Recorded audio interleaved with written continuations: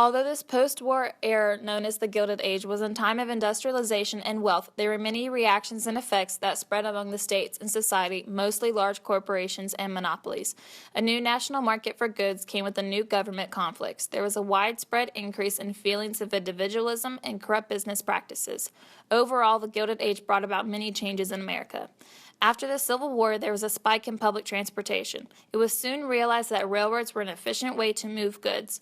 Railroads turned the domestic market of goods into a nationwide market, which allowed for mass distribution and production. However, with this new wide market came controversy about what the government's role should be in regulating this transportation.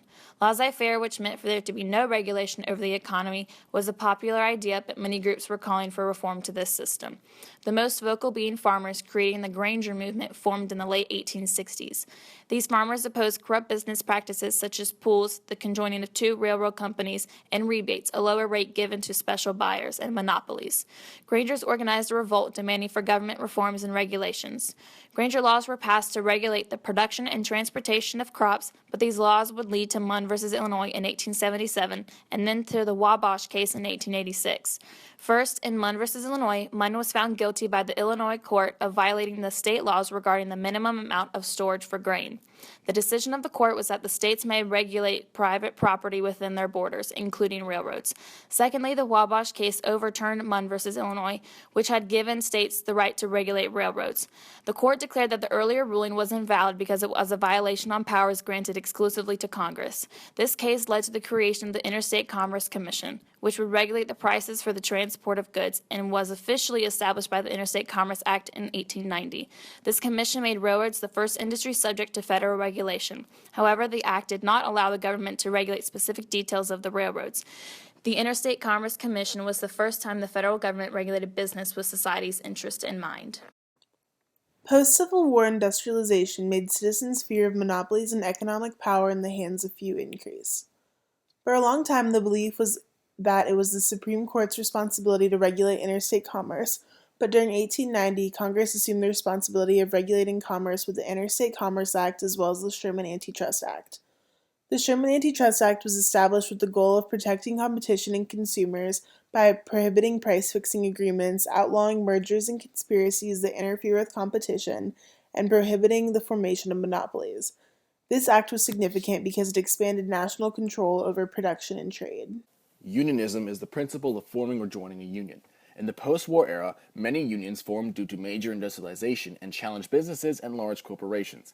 A new idea, practiced frequently during this time of increasing unionism, was collective bargaining. Collective bargaining is when a union, the entire or majority of the workforce, negotiates for benefits with an employer that will be beneficial to all workers. Workers that felt mistreated by employers used collective bargaining to change industries, from wages to work hours to working conditions. Collective bargaining focused on social and economic benefits for employees. Generally, the larger the union, the greater influence it had on management. In response to the Greenback movement, the first union formed in 1869 called the Knights of Labor and was led by Terence Powderly. This union grew due to the grassroots striking and was most prominent in the 1880s. Members included skilled and unskilled workers, women, and African Americans who wanted to improve working conditions. The leaders wanted to establish cooperative factories owned and operated by workers, which would be an alternative to the wage system. The Knights of Labor didn't use strikes, but mostly used political pressure and heavily criticized capitalism as their main tactics. The decline of the Knights of Labor came from the Haymarket Affair in 1886, which was a protest by all unions in Chicago. The Haymarket Affair was the result of a strike from Chicago workers who wanted a shorter day, and the results were the mass arrest of union activists, suspicion of labor unions grew, and the Knights of Labor fell. The Haymarket Affair led to the public to believe that unionism was violent. The next union to form was the American Federation of Labor in 1886, reborn in the ashes of the Knights of Labor. The union was more moderate. It wanted to secure better aspects of labor for workers and not change American life.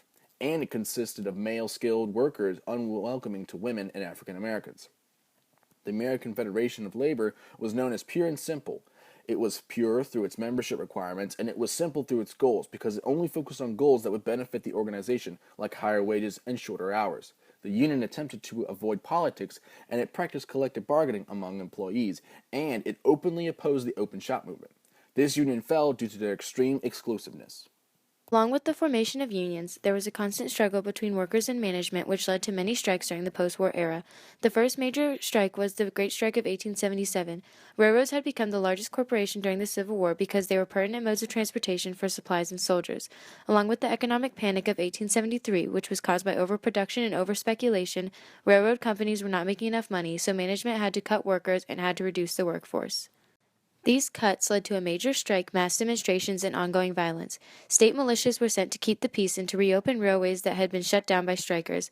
Later, U.S. troops were brought in to control strikers. This was the first time that federal troops organized against strikers and protests. Strikers refused to return to work and let trains run until the pay cut was returned to employees. The strike would later lead to reforms in the police force, state militias, and federal troops to counteract future protests.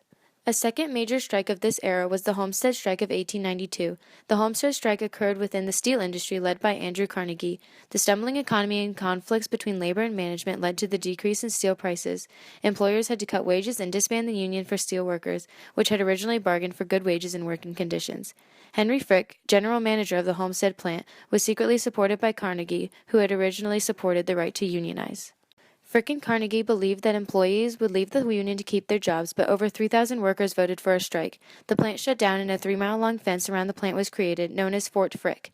The protesting workers believed that the mill property in some way belonged to them, and they fought for it against the Pinkerton National Detective Agency that was sent in to defeat them.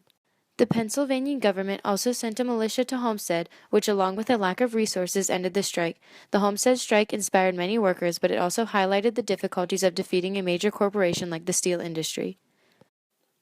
To outlast these major railway corporations, the American Railway Union 1893 to 1895 was formed.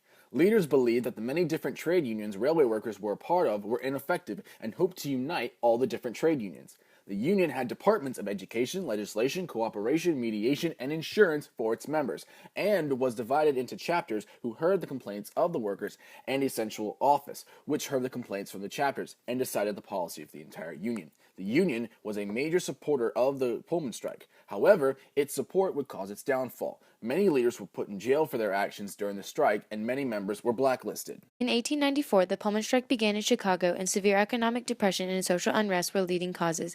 Pullman Palace Car Company forced employees to live in their company homes, but when the employees' wages were cut, management refused to lower rent for these houses.